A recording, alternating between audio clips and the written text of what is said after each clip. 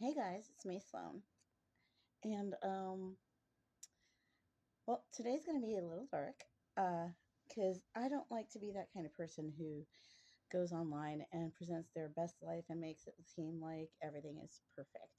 And it's not. And when things aren't perfect and you're dealing with real life, you,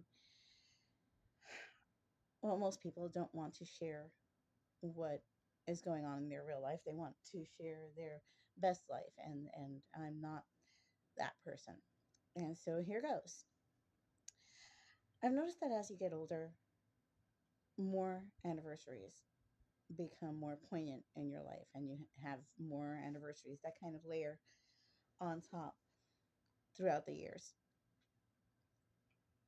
And more recently was the anniversary of my uncle's death, and just before that, the anniversary of my sister's death, and before that, the anniversary of my other sister's death. And upcoming is the anniversary of my daughter's death. And so I'm not in the best of headspaces. And I don't want to hide that from you or anyone for that matter. I want to be honest about it. I want to remind people that as the years go on, more and more anniversaries become compounded on top of what you've already got going on. And while some of us find it harder and harder to deal with, some of us, like myself, try to find ways to adapt um, as normally as we can because there's no way of avoiding these anniversaries. Hell, sometimes, like on my uncle's anniversary, I woke up crying and I couldn't understand why until I realized what date it was, and then it was like, oh, right. The problem is that everyone wants to be all, I'm okay, I'm okay, I'm okay, and I've lived a lifetime of I'm okay in that very outlaw way that we get up and we walk it off and we just do what it is that we need to do because that's how life is. You have to get up, you have to walk it off, you have to get up and do the next steps. Someone dies, you can't lay down and die beside them. You just can't. Your life does not end with them. You have to continue, you have to pick up one foot in front of the other and continue on. And that's where I've been the last couple of weeks with the forcing myself to pick up and move on. That being said, last weekend was hell on earth for me. It started out like any other weekend. A friend of mine came over and we were going to do dinner. And then my daughter came over and celebrated Holi.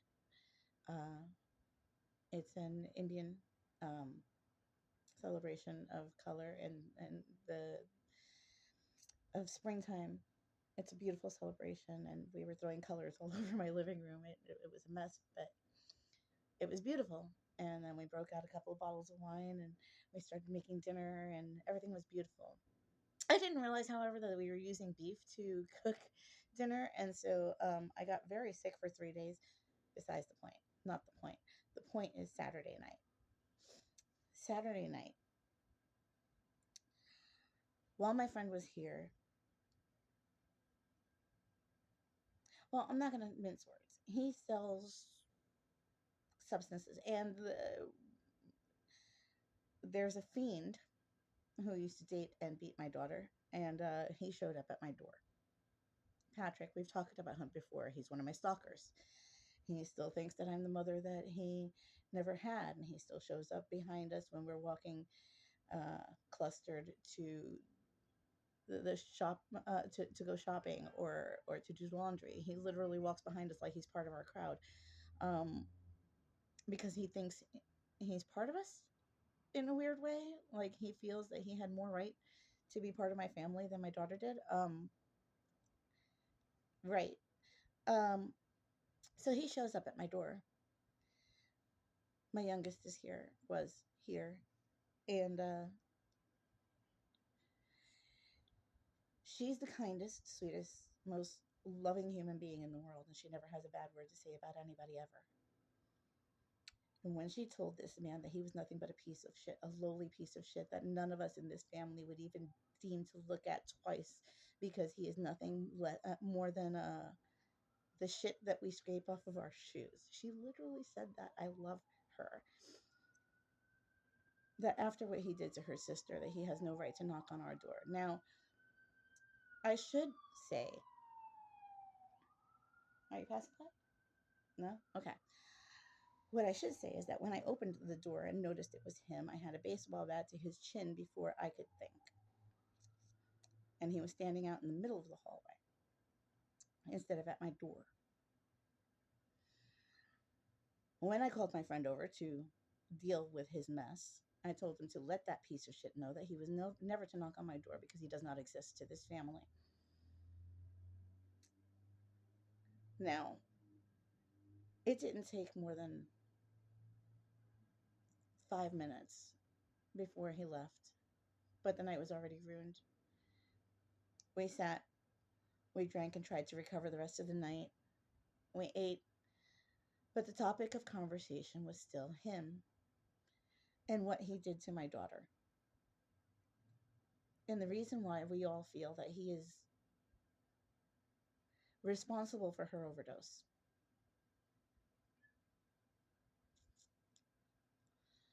He had ruined our Saturday, which was lovely. The day itself was lovely because I was celebrating the divorce from her dad, and she showed up, and it was just appropriate, you know. And then he showed up, and everything went to shit. I have not been okay since. He ruined my daughter's chill, which I fought her entire life to keep. My friend still has no clue because he doesn't understand why it's such a big deal. Men. And so I have been messed up in the head for days. My anxiety was so bad that I have not been able to eat or hold down food or water for 5 days until 2 days ago, um, where I was finally able to hold down a little bit of food. I lost 13 pounds over this in the span from the weekend till now, which sucks. But part of that is because it's not just my anxiety. No, no. Can't just be that. It can't just be that I'm fucked up in the head. No. It has to be that also, on top of everything else, when I sent my friend down to the store to get ground pork because I cannot eat beef, he bought beef, which makes me violently ill. For days on end, apparently. And then, me not knowing, I asked my home attendant to make me some burgers from that. And I got sick again 2 days ago. And I'm only just now able to hold down food and water. So, no, life has not been the greatest. And I wanted to share that with you because life is not always its greatest, even for someone like me who finds silver linings in everything. And the silver lining out of this weekend is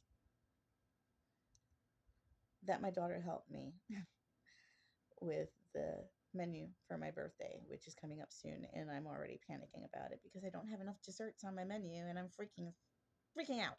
Anyway, so there's that. I've had a lot of anxiety to deal with, a lot.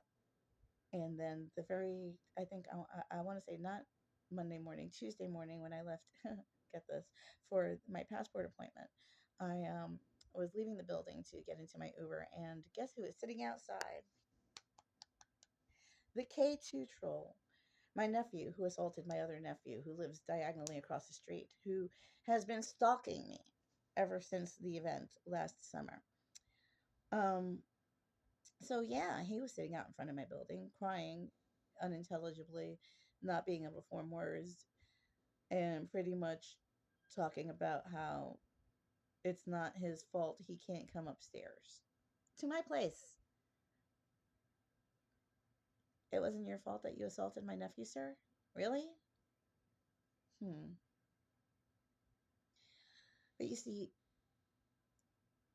my stomach had already been going through flip flops because of anxiety before him. He doesn't really give me anxiety. He stresses me out in a whole other way because I don't like to be angry. And he causes me to be angry. And so I walked right past him like he doesn't exist. Because here's the thing about narcissists, they need to exist, they need your attention. Because if not, they don't exist. And then they question their own beliefs, their own standards, their whole world. Because how do I not exist to you? I am the sole center of the universe, you know? And when you don't give them that, it makes them question their entire freaking life. Rather than argue with them, that gives them validity, you freeze them out and it gives them no footing. And so that has been my week. So why haven't you been filming? Because anxiety, and because my head was in a toilet for the most part of it, and because I've had a couple of really good friends come over and help in the aftermath and try to get me to eat. So there's that. Life isn't always great, but the gods are good, and life will not always be shit.